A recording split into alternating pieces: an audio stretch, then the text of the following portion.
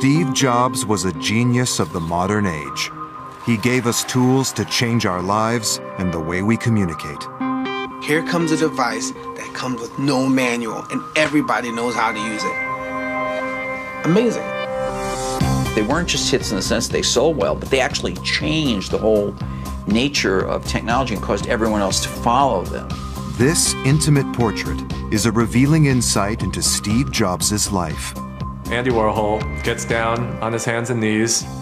Steve showing him how to use the mouse. His career. He shook up a whole industry. His character. Steve loved those creative ideas. His faults. Steve ultimately betrayed everyone. His artistry. Just the smooth lines of it.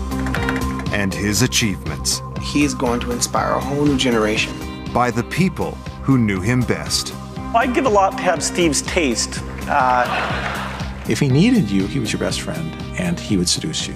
When I was having a hard time, would be on the phone, would drive up from Silicon Valley, take me out to dinner and hang out and take walks with me. And he turned on me, total street bully, in my face, scream. And I went crazy. I'd never been there. I don't ever want to be there again. How much fun we had how much fun we had in those days doing things together. But you lose it and you can't ever go back. And just have those conversations that make us both smile. Through their eyes, we reveal what made him the man who always gave us. Now there's one more thing.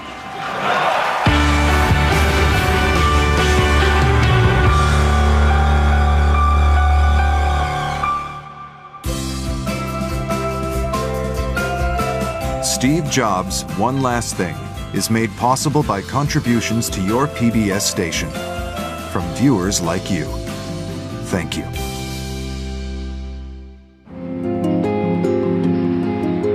Stephen Paul Jobs died on October 5th, 2011, at the age of 56.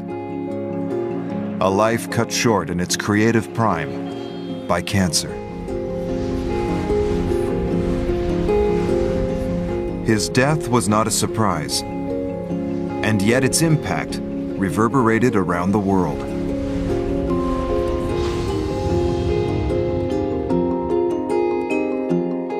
The news was spread and the tributes were created on the new iDevices that his visionary genius had made. His is a success story that could only have happened in the USA. I don't mean to say that there aren't geniuses and world-changing people everywhere. There are. But I think in Jobs' case, in the particular path of his career, this could only have happened in America. Steve Jobs' world-class salesmanship found a global audience in his famous Apple product presentations. He always had one more thing to announce. Everyone thinks, wow, that's so much. And then, wow, we got one more thing. And then you put your biggest thing at the end, because it will tip it. It's good showmanship, really. Tragically, that one more thing has now become one last thing. The news that Steve Jobs had finally logged out made headlines everywhere. This man really had changed the world. When you grow up, you tend to get told that the world is the way it is, and your life is just to live your life inside the world, try not to bash into the walls too much, try to have a nice family life, have fun, save a little money. In this exclusive, never-before-seen interview, Steve Jobs gave a rare glimpse of his vision of the world. That's a very limited life. Life can be much broader once you discover one simple fact, and that is everything around you that you call life was made up by people that were no smarter than you. And you can change it. You can influence it. You can build your own things that other people can use. Once you learn that, you'll never be the same again. In the Los Altos suburb of San Francisco, California, just about everybody was an engineer or worked in electronics. A childhood spent here in the future Silicon Valley was the first key lucky break in Steve Jobs' young life. His closest childhood friend was Bill Fernandez, In about 8th grade, halfway through, this new guy came into the school who was Steve Jobs. And we were both introverted, intellectual, kind of socially inept, and we gravitated toward each other. The two boys shared the same hobby. We started taking long walks and talking about the meaning of life and what is this all about. And after a while, we started doing, in addition to walking and talking, doing electronics projects together. Fernandez also knew another electronics geek, his neighbor's son, Steve Wozniak, universally known as Woz. So one day, Steve Jobs bicycled over to hang out with me and do electronics projects in the garage. And out in front was Wozniak washing his car. So I thought to myself, okay, this Steve is an electronic buddy, he's an electronics buddy, they'd probably like to meet each other. Fernandez had no idea at the time that the meeting between his two friends would change our world. Jobs and Woz were soon to start a business together. Its name was Apple. If Woz and Jobs had never met, there never would have been an Apple computer. There would have been computers and there would have been personal computers. But we probably wouldn't have the kind of wonderful, empowering things that people fall into if Woz and Jobs hadn't met. The neighborhood we grew up in had a lot of Lockheed engineers on it, and I would go up and down the street to the various dads on the street and get mentored in electronics. And Steve Wozniak's father was one of the people who mentored me. As Jobs and I were walking over, I noticed Woz out washing his car. And I said, hey, Woz, come over and meet Steve. So Steve meets Steve. And this is where it happened, basically right here. Woz and Jobs became inseparable friends, but their first venture was not a computer.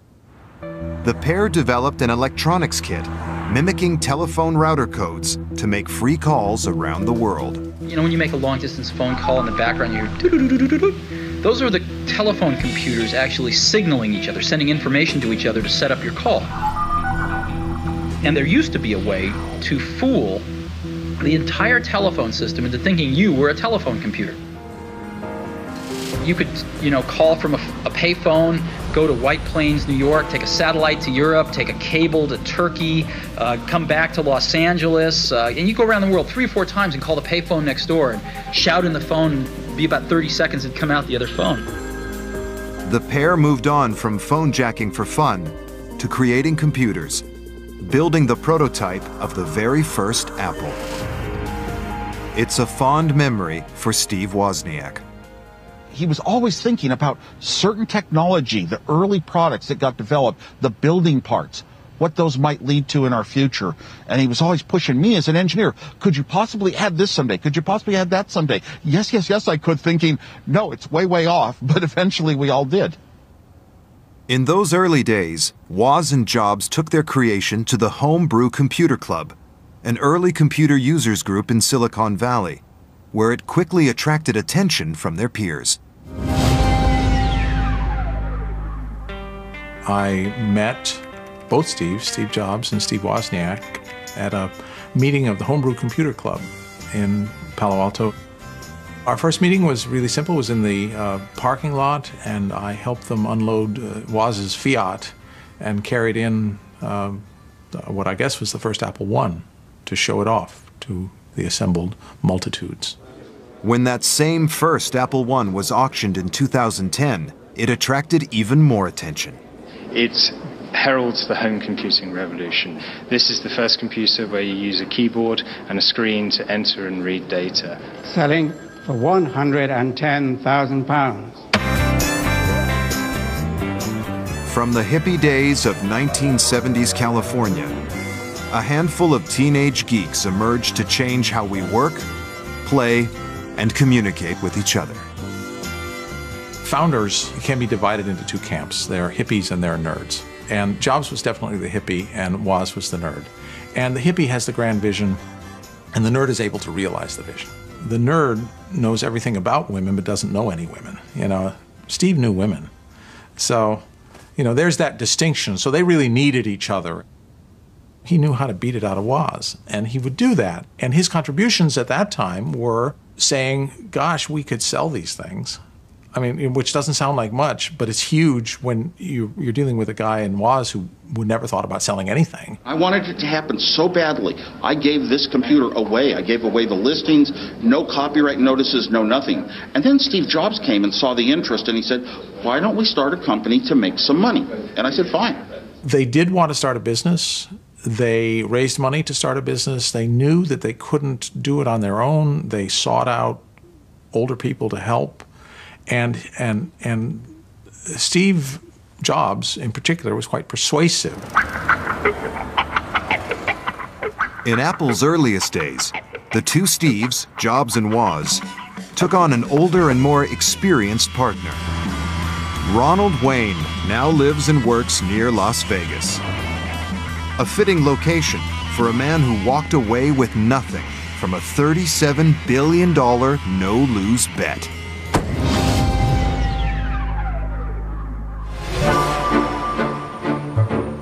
Wayne was invited to discuss a business proposal with Jobs and Woz. That was the first time I met Steve Wozniak. He was a fascinating guy, fun guy to be with. Not only a fun guy to be with, the most gracious man I've ever met in my life. As far as Wozniak was concerned, the world was a great big sandbox with a lot of toys to play with. But Ron's opinion of Steve Jobs was not so hot. I wouldn't put gracious in his description. He had the kind of manner and the kind of approach to people and environments that were business directed, okay? He was extremely serious. Wayne acted as referee in a minor difference of opinion between the two equal partners. Well, Steve Jobs was so impressed with my diplomacy in that particular situation that he immediately came back and said, okay, what we're going to do is form a company with Woz and Jobs getting 45% each, and I would get 10% as a tiebreaker in the event of any philosophical disputes that might occur in the future. 10% of Apple today would be worth $37,631,420,312.42. But despite his share in the company, Ron was worried that working with Jobs and Woz might prove to be too stressful. At 40, I thought I was getting a little old for that. They were absolute whirlwinds. It was like having a tiger by the tail. So Ron decided to hand back his share for nothing and walk away, with no regrets. A lot of people have the impression that somehow or other I got diddled out of something. Well, I did not. Nobody diddled me out of anything.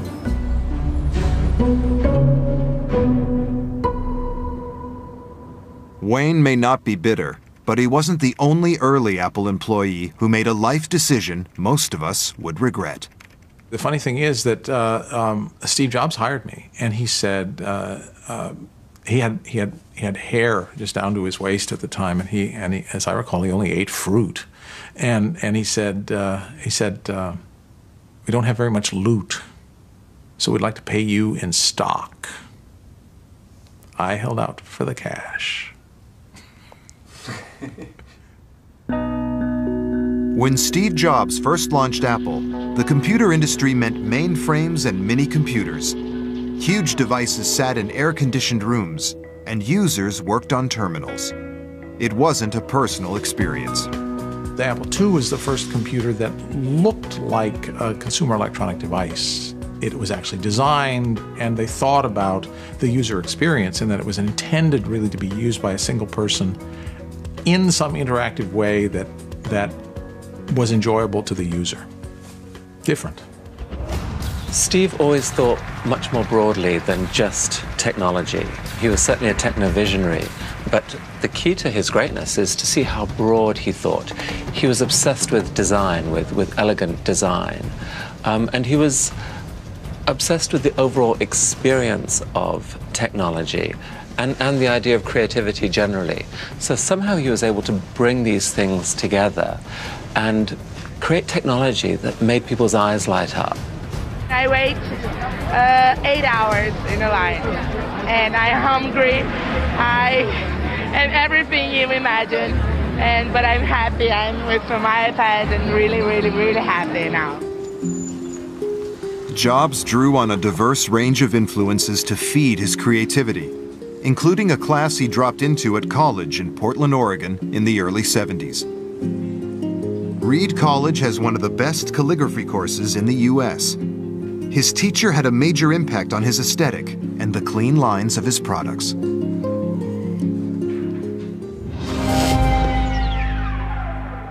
We had many very bright students here, and we had bright thinkers and people that wanted to change things and improve the world. But Palladino witnessed firsthand the impact Jobs had on his peers. The other students brought him to me like they were bringing me someone very special. They really had a high regard for him. I guess they could see the dynamics already forming in his thinking. Jobs completed the course in 1974, but returned 2 years later. He was enthusing about a machine he had created in his garage and seeking advice on a font. He was interested in telling me what he was doing and how he was using what he had learned in class, but he wanted some help with Greek letters because he wanted a Greek font and he couldn't find satisfactory models to go from. Before Steve started working on computer typefaces, they were in very bad condition, and any improvement would be a step forward. The resulting fonts appeared not just on Macs, but ultimately PCs too, dramatically improving the user experience. But not for Robert. I never touch computers. I write everything by hand. Getting letters in the mail is getting to be very rare.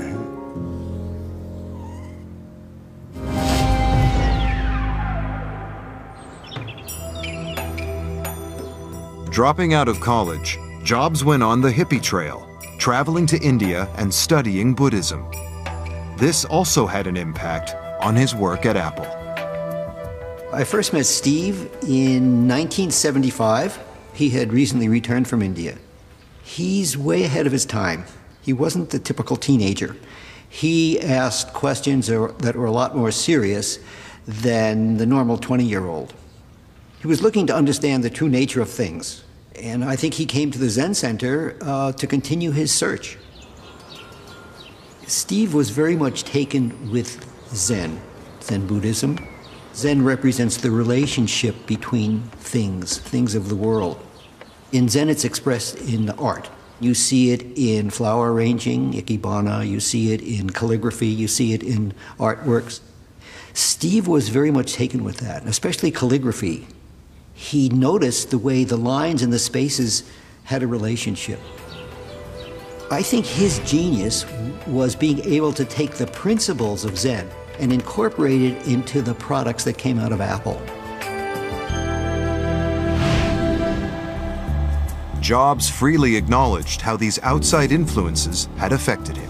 He was always trying to look for external references and external influences. And he'd talk about, his Mercedes was beautifully designed because those German guys were thinking beautiful thoughts, I guess. He loved aphorisms. Picasso said, good artists copy, great artists steal. And he loved to say that, and he's the guy who came up with something would be insanely great. What does that mean? Much of what Apple did was built on the efforts of others. A 1979 deal gave him access to Xerox technology. One thing blew him away, a prototype mouse.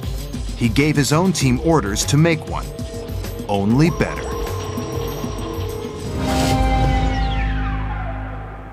You got to build it for less than 15 bucks. It's got to last 2 years. I want it to work on the desktop, a normal Formica desktop. And I also want to be able to use it on my jeans. As I left the meeting, headed out to my car, I was thinking, does this really make sense? Is Steve crazy, or is there something here? If Steve wanted something, his team just had to innovate. So for Dean, that meant a trip to the drugstore. As I entered Walgreens, I had in my mind, most importantly, was where do I find these spheres, these balls, to be a part of the mouse? And And I had thought about the underarm deodorant as the right solution. And I emerged with some roll-on deodorant and a butter dish. And as you can see here, there's, of course, different size balls, depending upon how it is applied. Not only that, but then once I had the balls, I said, what's a quick way to have a structure to put around the ball so that I can start interacting with it? And I remember going to the housewares area, and I found a butter dish, which was about this big. And that became the beginning part for the mouse as I felt it. So I used the butter dish, the roll-on ball, and was able to create a prototype. It's hard to believe that in a design so small as something that fits in your hand, there could be much controversy around it. But it turns out there was one major controversy, which was how many buttons should there be? The original Xerox PARC had 3 buttons, and there was a great debate about how many buttons were right. And Steve always had the notion of simplicity. The magic of Apple products is simple. There was one button, and it's magic. From the early days, one man influenced Steve Jobs more than any other, his friend and rival, Bill Gates. Apple's history interweaves with Microsoft's. Their CEOs gave a unique interview to journalist Walter Mossberg. It was, to my knowledge, the only time they ever got on stage together to submit themselves to an extended interview with journalists. Their interview gave Walt unparalleled insights into the dynamics of their relationship. But then there was a floating From the start, Gates was overshadowed by the more polished, confident Jobs. I made it. Let me tell this story. So was. I'm not fake Steve Jobs.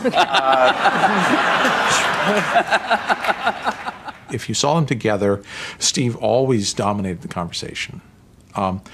In part, that's because I think Bill was always fascinated by Steve. You know, he was a real observer, and he would just look at this guy and say, what the heck is going on here? We've kept our marriage secret for over a decade now.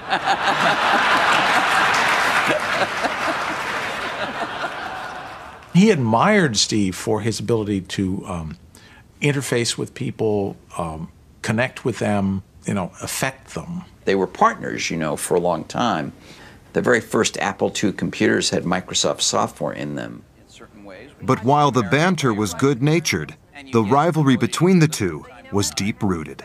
I personally can attest to having heard each of them say very nasty things about the other off the record and private over the years. I think the antipathy partly grew out of 2 things. On Jobs' side, he believed that Microsoft had stolen the basic ideas in the Mac. From the point of view of Gates, I think he found Jobs difficult to deal with. Steve is so known for his restraint. I think Gates felt that Jobs got more credit than he might have deserved as being the great technologist. Neither person is hugely likable. Certainly, Steve Jobs is an acquired taste, and so is Bill Gates, for that matter. They both have their moments. Bill Gates is a better friend than Steve Jobs, but Steve Jobs is more fun than Bill Gates. Jobs had glamour and dynamism. By the mid-1980s, he was one of the richest self-made men in America. He was just 29.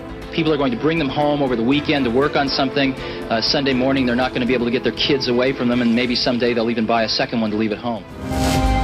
Which made him a natural subject for Playboy. Interviewing Jobs was a unique experience for writer David Sheff. The phone rang one day, and it was not a PR person who called, but it was Jobs himself. And it really was an indication of the way that he did business and really continued to do business. Apple was very different. The second you walked in the door, you felt like you were in a completely new environment. The conference rooms, instead of number 103C, were called Da Vinci and Michelangelo and Picasso.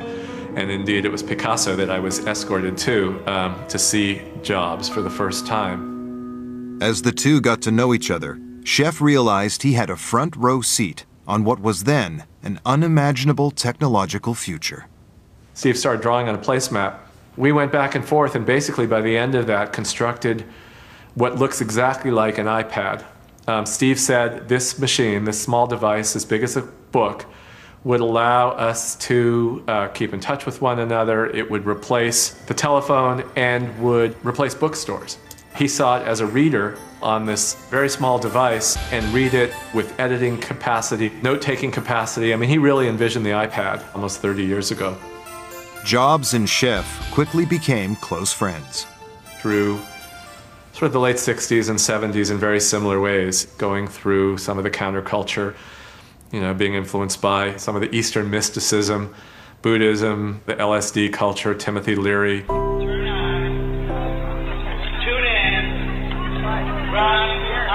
He was always so excited about everything, and we went to movies together, and we went to the opera together, and he could talk about everything, and he was this incredibly giving, loyal friend. When I was having a hard time, would be on the phone, would drive up from, you know, Silicon Valley, take me out to dinner and hang out and take walks with me, and you know, that's pretty rare. In 1984, they visited the home of Yoko Ono for the 9th birthday party of Sean, her son with John Lennon. Jobs took along a birthday gift that fascinated not only Sean, but the whole star-studded guest list. Steve opened it up, pulled out, you know, what was one of those first Macintoshes off the assembly line, set it up on the floor. Sean was down on the floor with him. Steve turned it on, put Mac Paint in there. It took him about 2 seconds to show Sean how to deal with it, and Sean pretty soon was drawing pictures. Later, Steve told me it was one of the first times he'd watched a child with a Mac.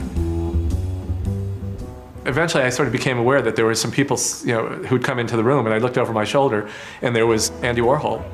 So there was this great moment that I'll never forget. You know, Andy Warhol gets down on his hands and knees with Sean on one side and Steve on the other side. I remember that Warhol would pick up the mouse and, you know, instead of gliding it along the floor, you know, the tiled floor in Sean's bedroom, he would sort of pick it up and was trying to figure out how to make it work. And Steve very patiently would sort of lower his hand down and said, no, you kind of push it along. So Andy sort of fooled around with it, and he was completely mesmerized. I mean, when he zoned in on something, the rest of the world disappeared, and that was what it was like watching Warhol in front of a Macintosh for the first time. And then, you know, he got this big smile on his face, and he looked up, he said, I drew a circle. And it was great. Life had been good for Steve Jobs. He was worth $1 million when he was 21. He was worth $10 million when he was 22. He was worth $100 million when he was 23 years old. So he knew nothing but success. And when you're 23 years old, you're worth $100 million, you are pretty damn full of yourself. And that's what Steve became. And so he had a huge ambition. But in 1985, at the age of 30, his charmed run of luck was about to come to an abrupt halt. Seeking someone to help run his rapidly expanding business, he hired in Pepsi executive John Sculley. President John Sculley admits Apple will be just another personal computer company unless Macintosh becomes an industry milestone in the next 100 days. There was kind of a love affair at the beginning. I mean, Steve really trusted him and really saw a kindred spirit, you know, someone who would help him build Apple. His love was Apple. He envisioned being with Apple for his life. He said, but that doesn't mean there won't be periods when I will leave and I will do other things, and I will, you know, my life will weave in and out of Apple. Once again, Jobs' foresight was spot on. 2 years after Sculley arrived at Apple, the love affair turned sour as company profits faltered. Steve was never fired from Apple, but he was ostracized and demoted and put in an office in an empty building. And after that, he resigned in 1985 and then immediately sold his more than 6 million shares. He was the largest single shareholder of Apple at the time, and sold his stock at a bad price and didn't get as much money as he should have or could have had he done it smartly, but he was angry. He felt so betrayed, so angry, so disillusioned that, you know, Sculley was, in his mind, at least part of, if not the ringleader in what he viewed as a coup, to remove him. And Steve was pissed off. And he really was pissed off about Scully because he brought Scully in and trusted him and then felt betrayed by him. So he sold his stock and went off, took his tens of millions of dollars, but not hundreds of millions of dollars, and started a new life. But there were still people willing to back him with hard cash. One of them was self-made Texas billionaire and former presidential candidate Ross Perot. He saw how wounded Jobs had been by Apple. I think it was first a tremendous disappointment, which I can certainly understand. Secondly, he picked himself up, dusted himself off, and started all over again with very little hesitation. And I really admired that. You know, otherwise you could just sit around in a dark room and sulk about it, but that's not Steve. Steve started a company called Next to do a computer that was going to be what he thought Apple should have been, to aim it at the education market because Apple had had conspicuous success in education. There were some people he could steal from Apple to market to that segment, and he thought starting small made sense. But even starting small needs big money. I invested $20 million in Next. He contacted me, asked me to be a principal investor and to serve on the board with him, and I agreed to do it just because of my support for him. And there's no question in my mind that if he wanted to do it, it would get done. He's great with attracting and motivating the best of the best people. He's great at encouraging them to be creative and come up with new ideas and not just be little robots, which many big companies just want you to be a little robot and do what you're told to do, and the last thing they want to hear from you is a creative idea.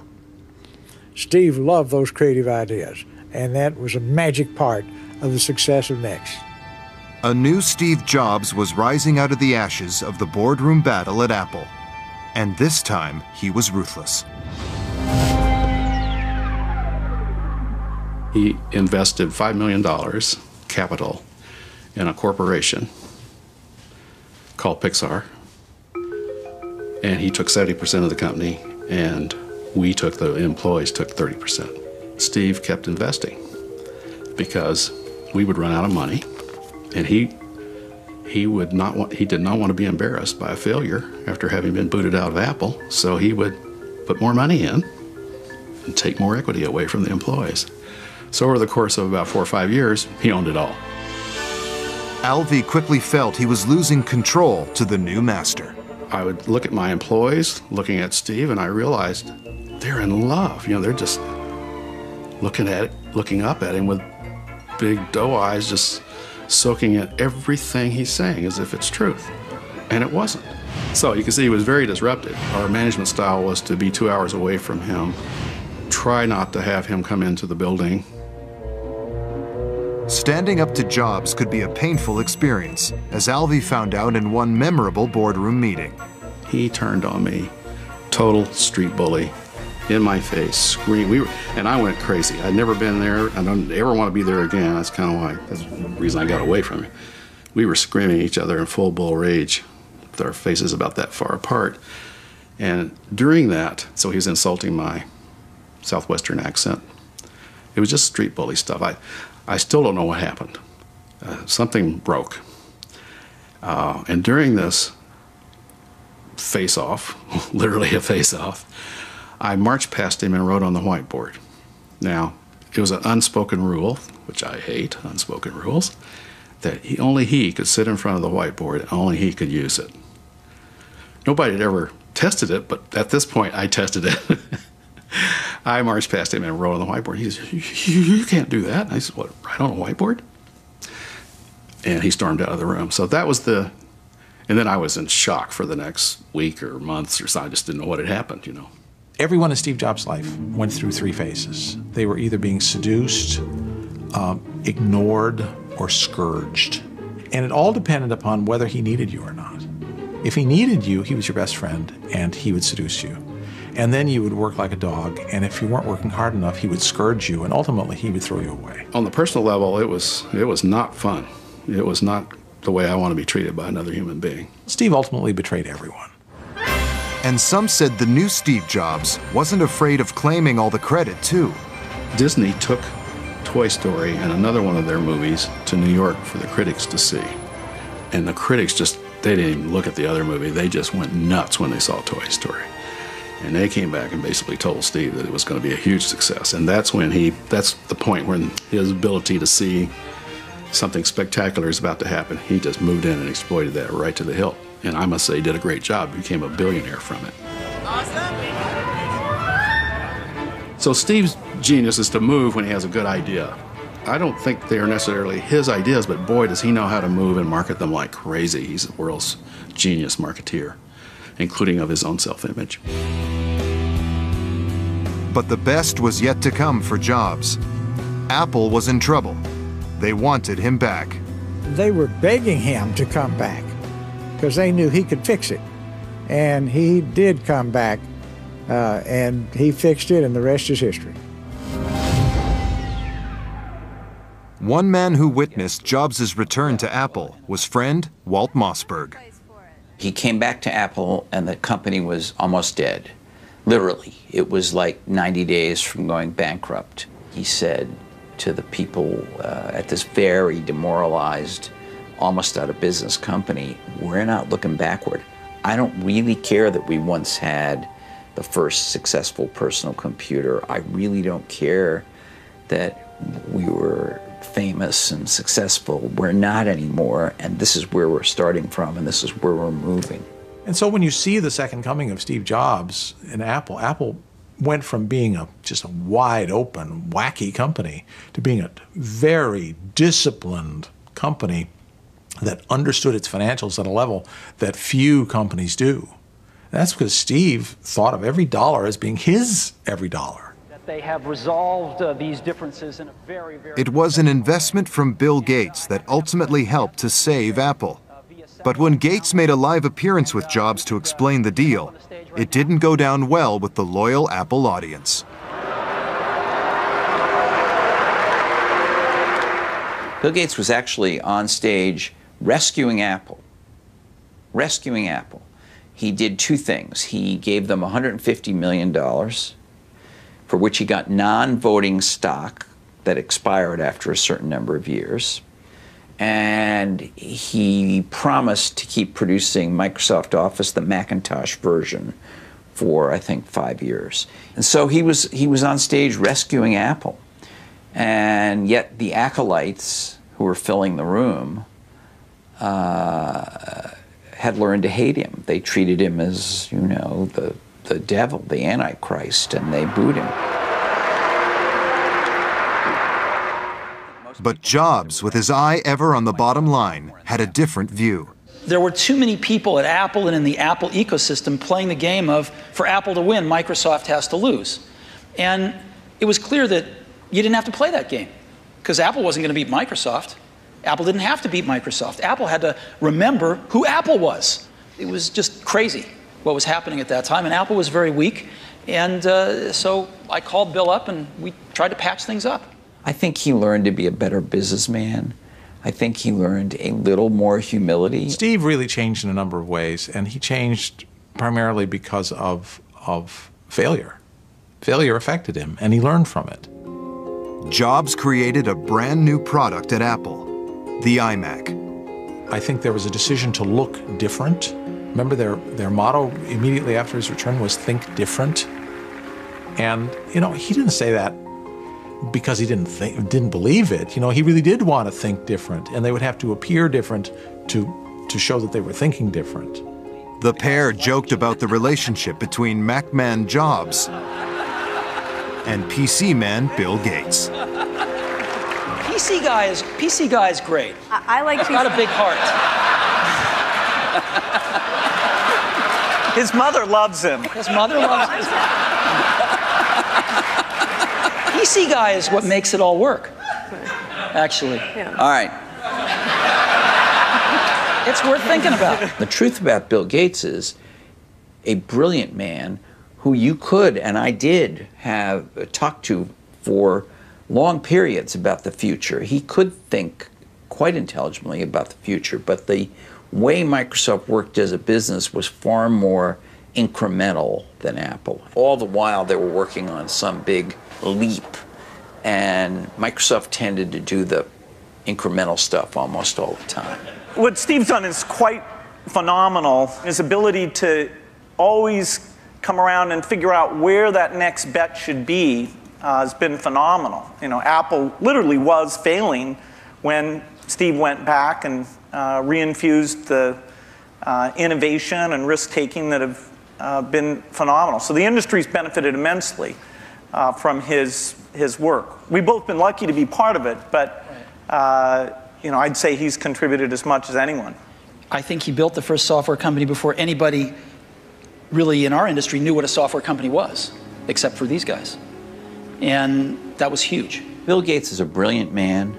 He did a lot for the world in technology, and he is now doing a lot for the world in philanthropy, and I think highly of Bill Gates.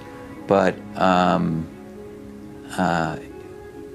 the two of them, the one that took the bigger risks and changed the game more often, it was Steve. It was Steve Jobs. Well, I'd give a lot to have Steve's taste. He has natural, not a joke at all. I think in terms of intuitive taste, both for people and products, the way he does things, it's just different. And you know, I think it's magical. Despite their rivalry, in this joint appearance after Jobs had been diagnosed with cancer, they displayed a healthy respect and even affection for one another. You know, I think of most things in life as either a Bob Dylan or a Beatles song.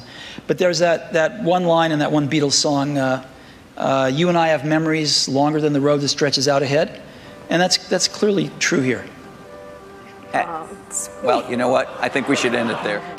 It was one of the highlights of my journalistic career to be there. Thank you very much. Thank you so much. In fact, we were quite taken aback by the standing ovation and seeing some of the people from where we were sitting on stage actually shedding tears. It sounds strange, but it was actually an emotional thing. So I can move this with just a touch anywhere I want. Steve Jobs, now at the peak of his creative genius, was leading Apple to the peak of its creative success. The key to the success of the company was in moving beyond the computer, was in seeing how the microprocessor was getting so cheap that it could be applied to other consumer electronic devices. Innovative new products poured in a seemingly endless stream from Apple's development laboratories, pouring a stream of cash into Apple's coffers. 250 million or a billion or however many iPods are out there, you know, are what built the Apple of today, not the Mac. Approaching the age of 50, barely a quarter of a century after making his first million greenbacks, Jobs was worth $2.3 billion. Now, he picked up the pace of Apple's evolution. Computers, they were yesterday's news. He was conquering the world of music. Great new products. Jobs was hurting his competitors. iTunes pretty well killed off the music store, and Virgin Megastores, you know, slowly been disappearing around the world. 500,000 songs are downloaded on iTunes every day. In many cases, changing artists' lives. Hip-hop group The Black Eyed Peas were asked to star in an iTunes commercial. They later became the most downloaded band on iTunes. But at the time, they didn't understand this new cultural phenomenon. They said, hey, they want to use a Black Eyed Peas song for an iTunes commercial. And I said, well, what's iTunes? And they said, they're not paying much, but they're gonna give you guys iPods. What's an iPod? This is the new iPod Nano. But Jobs' influence on the music industry went far beyond simple star making. Way before iTunes, Steve Jobs has been a part of music because every major studio has a Mac computer in it. I mean, the Mac computer is an artist's computer. Musicians are still important, but people like Steve Jobs are uber, uber important. They bought CDs, and they want to buy downloads. People don't want to rent their music. Life in Apple's orchard had never been more fruitful. Then, Steve Jobs learned he had cancer.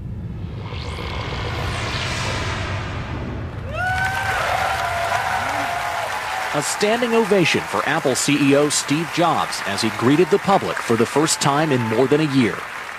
He carried on working, but the years that followed were a roller coaster of hope and despair. Most poignantly, he was asked what the next few years might hold. The future is long. The last few years have reminded me that life is fragile.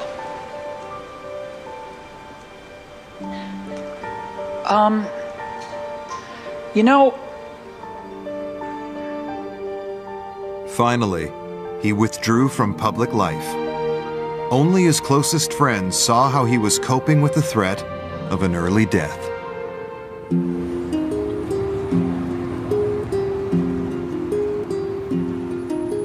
Steve Jobs loved to take walks. He did a lot of his thinking and his talking with his close friends, like Larry Ellison and a number of other people that he was friendly with in Silicon Valley. And he would go on these long walks, sometimes around Palo Alto, where he lived, and sometimes in other places. It just was his preferred method of thinking and daydreaming ideas with people. One day, I was out in Silicon Valley.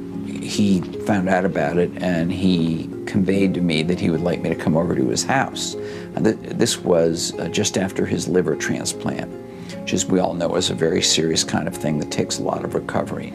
And he wanted me to come over and just talk about industry gossip in a way, or events that had gone on since he'd been kind of out of action. He was very frail. We talked about his health, and he talked about how he felt he was recovering. And in the middle of this, he said, let's go for a walk. And I said, really? Really? You're sure you want to go for a walk? We're about halfway to the neighborhood park, and he stops. You know, he wasn't like gasping for air or anything, but he was not a well-looking man. And I said, Steve, why don't we go back to the house? And he smiled or chuckled, and he said, no, we're not going back to the house. I just need a minute, and then we're going to go on to the park, because that's my goal. I set a goal every day, and my goal now is to get to this park. I said, you're sure? And he said, yeah. So we walked to the park, and, you know, he was fine. We talked, by the way, the whole way. We were doing what he does on walks, which is we were talking about different things.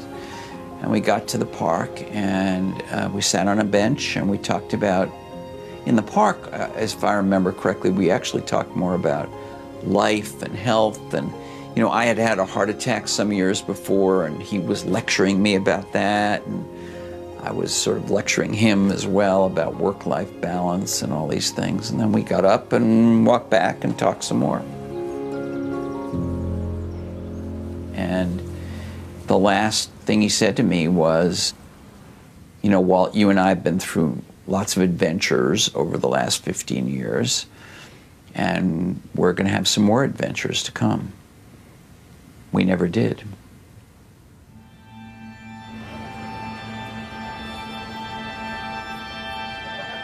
On October 5th, 2011, Steve Jobs died. The next day, his closest friend and colleague, Steve Wozniak, paid his own tribute. I'm going to miss the chance to go to him and just sit down and share, you know, just person to person, how much fun we had in those days doing things together. You know, but you lose it. You can't ever go back. And just have those conversations that make us both smile.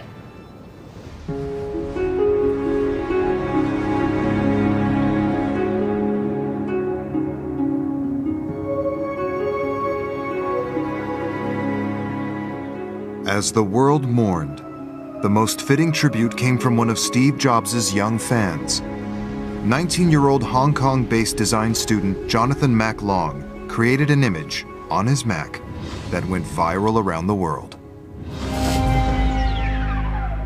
There was no real research behind it. I just messed around on my computer and it just happened. It made sense to incorporate his silhouette, his profile into the logo. It's gotten around 200,000 responses on my blog. Some people have said to me that the logo actually made them cry, and I thought it was a really strong reaction to have, but it made sense because, you know, Steve Jobs had such a big impact on our world. He wasn't just a person who made all these great gadgets. He actually changed the way that we communicate. When you grow up, you tend to get told that the world is the way it is, and your life is just to live your life inside the world, try not to bash into the walls too much, try to have a nice family life, have fun, save a little money. How amazing is it that we live in an era where his legacy will transform people's lives and experiences of technology for the foreseeable future. This single individual gave us the original Apple and the Macintosh and Pixar, you know, and the iPod and the iPhone, iPad. I mean, that is astonishing. Steve Jobs created the most respected brand in the world, and you know, shook up a whole industry, and he did it with a lot of panache and style, and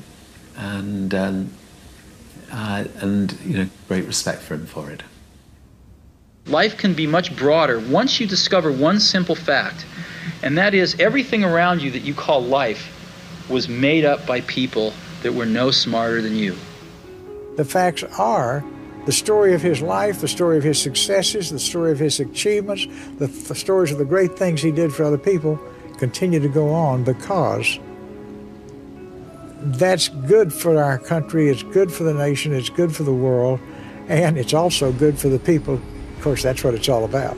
I think the world will miss Steve Jobs. He took stuff to a new place, and I do identify with that. It's exciting when you do that, so I do find the excitement of that. And he also made things that were beautiful, great to touch, great to hold, and good to look at, in different colors. The minute that you understand that you can poke life and actually something will, you know, if you push in, something will pop out the other side, that you can change it, you can mold it, that's maybe the most important thing.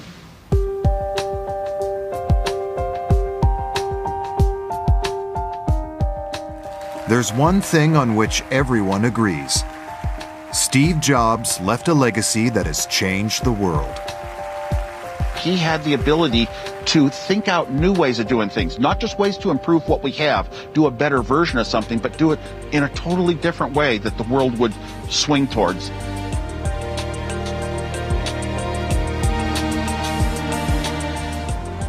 And so we fall in love with Steve, because he gave us these toys that were not only fun, but really useful. Wow.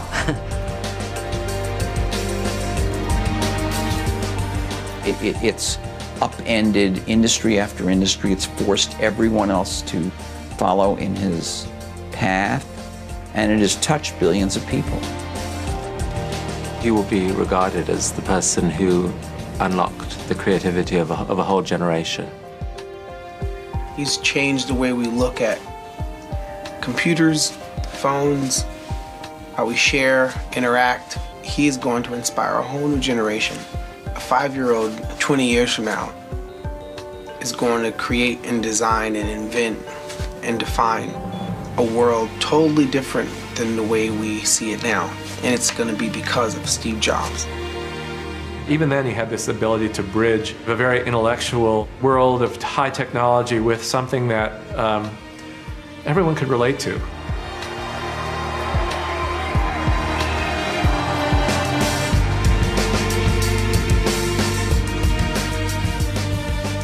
Here's a guy who revolutionized the computer industry, the music industry, the motion picture industry, the telephone industry.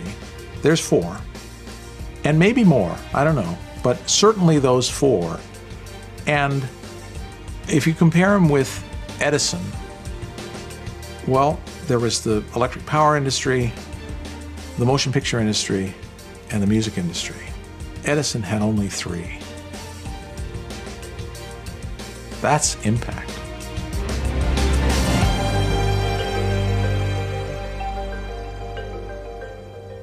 To find out more about Steve Jobs and watch the program again online, go to pbs.org.